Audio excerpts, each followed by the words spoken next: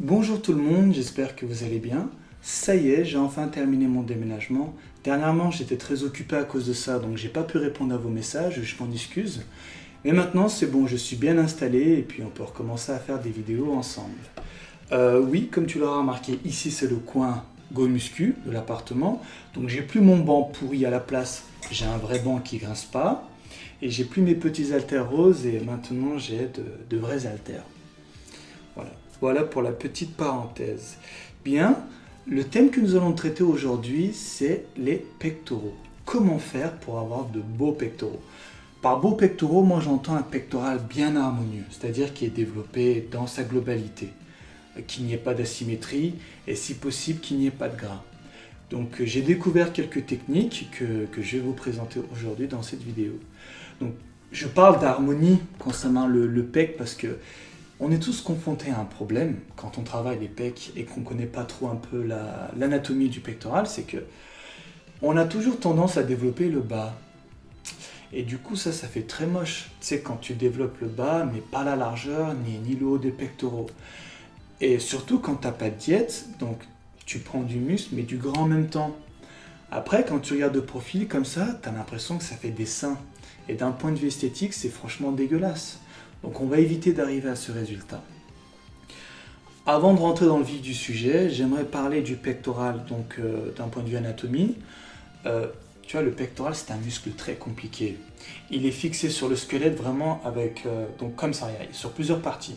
Ici, il part là, il descend, il monte, hop, il fait le tour. Donc étant donné qu'il est rattaché à plusieurs niveaux, il faut varier les exercices, changer les angles de travail pour être certain de solliciter toutes les parties. Et c'est ce dont on va parler aujourd'hui. Oui, je regarde, en fait il y a mon papier là, donc c'est pour ça que je regarde par terre. Avant de vous présenter donc le programme, l'exercice à effectuer, j'aimerais vous donner deux petits conseils. Enfin, j'ai trois conseils à vous donner, mais le troisième je vous le donnerai à la fin de la vidéo. Donc les deux premiers conseils que je vous donne, c'est dédier entièrement une de vos séances pour les pectoraux. Vous savez, là, je vais vous présenter 7 exercices.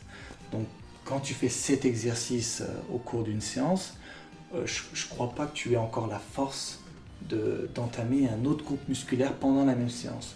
Donc, par précaution, tu dédies une de tes séances que pour les pectoraux, comme ça, tu es sûr de les travailler dans leur globalité. Le deuxième conseil que je vous donne, c'est à chaque fois que vous faites un exercice à la barre pour les pectoraux, vous faites toujours cet exercice en prise large. Donc, si vous avez regardé mes vidéos, vous savez ce que c'est la prise large, mais j'ai quand même vous montrer là, une nouvelle fois. Donc, tu prends la barre, et prise large, c'est... Bon, sur cette barre, il n'y a pas de marquage, mais sur les barres olympiques, à la muscu, théoriquement, il y a des marquages. Donc, toi, tout ce que tu as à faire, c'est de mettre tes mains à l'extérieur de ces marquages. Et ensuite, tu pousses. Voilà, prise large, c'est ça. Tu sens vraiment que la pression s'exerce sur la partie extérieure de tes pectoraux. Voilà, c'est comme ça. Et bien entendu, quand tu pousses, tu verrouilles pas tes coudes. Tu t'arrêtes à ce niveau-là. Surtout, jamais comme ça. Donc toujours bien, tu sais, il faut vraiment que tu sois déverrouillé. C'est que tu peux descendre et monter à tout moment. Tu vois? Parce que le mec qui verrouille, il est obligé de redéverrouiller pour descendre. Et tu vois, ton articulation, il n'a pas l'habitude de prendre une pression de 100 kg dessus. À la longue, tu vas l'user. Et moi, ça me fait flipper parce qu'il y a des mecs qui font ça à 150 kg, ils verrouillent le coude et imagine, enfin, j'espère que ça n'arrivera à personne, imagine le coude, il fait comme ça. Ça, il se craque, quoi. Ça serait horrible. Et ça, c'est fort probable. Hein. Donc c'est pour ça, évitez vraiment de faire les warriors. Préservez vraiment vos articulations et toujours déverrouiller les coudes. Et les genoux aussi quand vous faites du squat. Oui, donc je disais, vous travaillez en prise large, parce que quand vous travaillez en prise large, ça fait la partie externe. Et quand vous travaillez aux haltères, regardez, on ne peut pas réellement faire de prise large aux haltères. Tu vois, tu pars d'ici, tu pousses, et tu sais, tes mains sont rapprochées. Pour faire une prise large, il faudrait être comme ça aux haltères. Et c'est vraiment pas ergonomique, surtout quand tu fais des charges très lourdes. Donc quand tu travailles aux haltères comme ça, la pression est exercée ici, vraiment sur la partie intérieure. du pectoral. Et quand c'est à la barre en prise large, c'est plus sur la partie externe, donc pour gagner en largeur. Voilà le deuxième conseil. Et pour le troisième conseil, nous verrons ça à la fin de la vidéo. Bien, nous allons commencer les exercices. J'ai établi un ordre bien précis, que c'est un ordre stratégique. Donc moi, je travaille toujours dans cet ordre-là. Et quand je dis stratégique, vous allez vite comprendre pourquoi. Donc premier exercice, quand tu arrives, c'est... je commence toujours au développé, décliné, barre. Donc je te montre. Bon, décliné, tu sais ce que c'est, mais je vais quand même le montrer.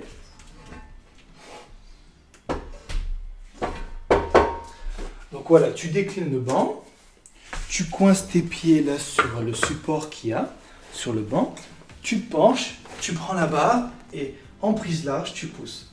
Donc ça fait la partie vraiment qui est tout en bas du pectoral et ça travaille cette portion, donc pour la largeur, tout simplement.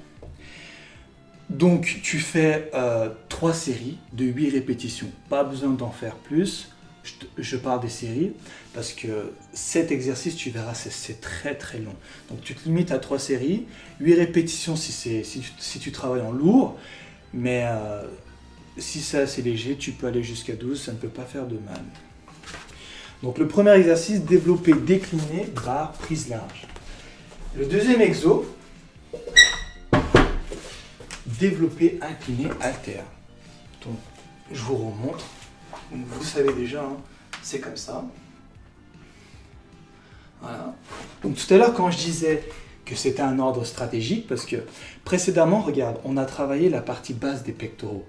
Donc en largeur, donc la pression s'exerçait ici. Du coup, la partie haute, elle a travaillé partiellement.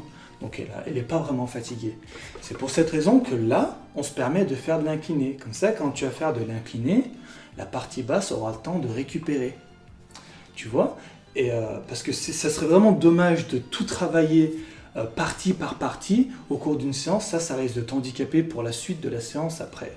Si tu fais par exemple que du coucher, parce que le coucher en plus c'est au milieu, après pour décliner ça va être dur, pour l'incliner aussi ça va être dur. Donc voilà, toujours travailler des opposés. Tu commences par décliner et après tu passes à l'incliner, à l'opposé. Comme ça, bon je me répète, hein, comme ça ils ont le temps de bien récupérer. Voilà, donc oui, j'ai oublié de préciser, je vois, entre chaque série tu prends 1 minute 30 de repos et entre chaque exercice tu prends 4 minutes de repos. Bon, n'hésite pas à mettre des temps de repos plus longs si tu travailles en lourd, parce que quand c'est lourd, c'est différent. Troisième exercice, tu fais du développé couché, donc soit barre, soit haltère, et ça c'est selon ton retard. Alors qu'est-ce que ça veut dire? Tu te regardes dans la glace et tu regardes ton pec en fait là où il manque. Si par exemple tu trouves qu'il est épais mais pas assez large, là tu fais du développé couché en prise large à la barre. Mais si au contraire tu trouves que tu as beaucoup de largeur mais pas assez d'épaisseur, eh bien tu fais aux haltères, tout simplement. Donc ça c'est à toi de décider. Tu regardes selon ton retard et tu décides avec ça. Quatrième exercice, les dips. Et là par contre une petite particularité, c'est je veux que vous fassiez 3 séries de dips mais jusqu'à l'échec. En gros ça veut dire jusqu'à que tu n'en peux plus. Donc précédemment, on avait l'habitude de faire 3 séries à 8 répétitions, mais là, je veux que tu fasses 3 séries à l'échec. Et si possible, oui, un petit conseil que je vous donne, c'est quand tu fais les dips, tu te penches en avant. Voilà, tu fais comme ça. Et la pression sera exercée aux épaules jusque là. Voilà, vraiment la partie haute des pectoraux.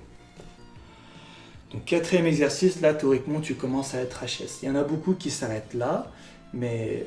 moi, je ne te conseille pas de t'arrêter ici parce qu'on n'a pas encore détruit le muscle dans son entièreté. Donc, tu restes encore à la gym.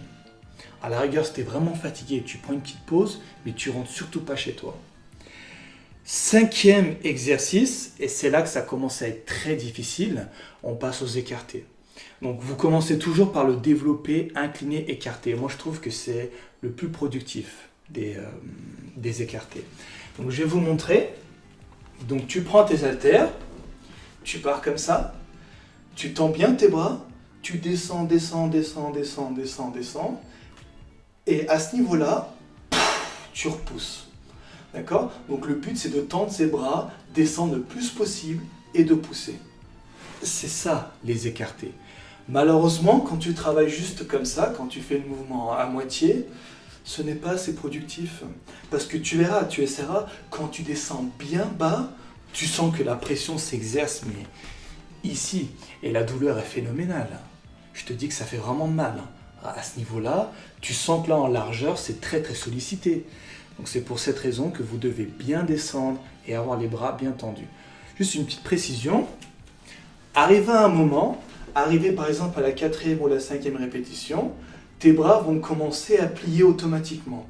Tu as instinctivement, ton corps va plier les bras. Tout simplement parce que ça devient trop dur et ton cerveau t'envoie des signaux pour faciliter le mouvement. Donc c'est pour ça que tu plies, mais rassure-toi, c'est tout à fait normal.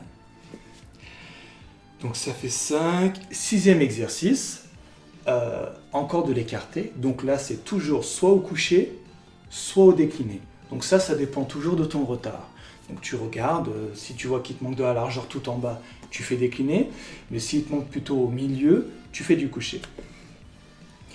Ça fait 6 exercices et là, théoriquement, tu es foutu. Là, THS, tu commences à être fatigué. Tu peux t'arrêter là, si vraiment tu n'arrives pas à tenir, mais l'idéal serait encore de faire du pullover. Là, au moins, tu es sûr d'avoir fait le travail correctement. Donc, pullover, bon, tu n'es pas obligé de le faire, mais c'est vraiment pour les warriors, pour ceux qui veulent vraiment devenir des gods. Donc là, eux, pour cette catégorie de personnes, je vous conseille vivement de terminer la séance avec du pullover. Bon, vous savez déjà ce que c'est, mais je vais vous le montrer. Donc tu vas sur le banc, tu poses ton dos comme ça dessus, tu prends l'haltère, tu descends et tu pousses. Voilà.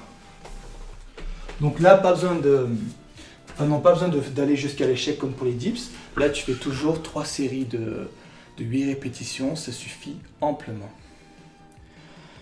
Voilà, bon, nous venons de terminer. Je vérifie que j'ai rien oublié.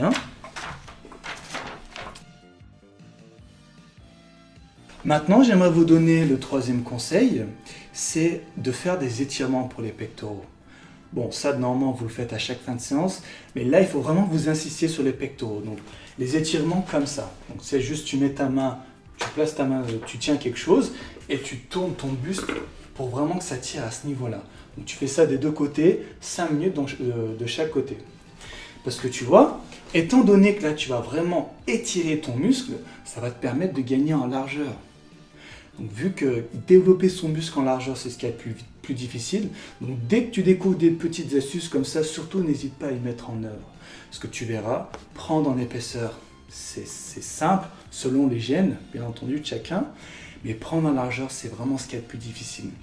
Donc, raison pour laquelle je t'invite réellement à t'étirer pendant 5 minutes de chaque côté à la fin de ta séance.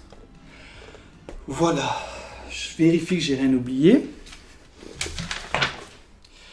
Oui, donc juste un petit rappel. Donc je précise bien, pour chaque exercice, c'est 8 répétitions, 3 séries. Sauf pour les dips, c'est 3 séries à l'échec. Voilà, bien, je pense que nous en avons terminé. J'aimerais juste, donc avant de vous laisser, j'aimerais juste faire une petite dédicace à 2 personnes. Donc je fais une dédicace à un pote que je surnomme Arnold, il se reconnaîtra. Et une autre dédicace à mon entraîneur, au mec qui m'a mis dans la muscu. Voilà. Je te remercie d'avoir regardé cette vidéo. Jeune pomme, si jamais tu as des suggestions ou des critiques à faire, n'hésite pas. Même si tu as des questions, tu me les poses. Je te promets pas d'y répondre, mais je vais essayer de te répondre. Voilà. En attendant, je te souhaite de bons entraînements. Je vous dis bye bye et à la prochaine.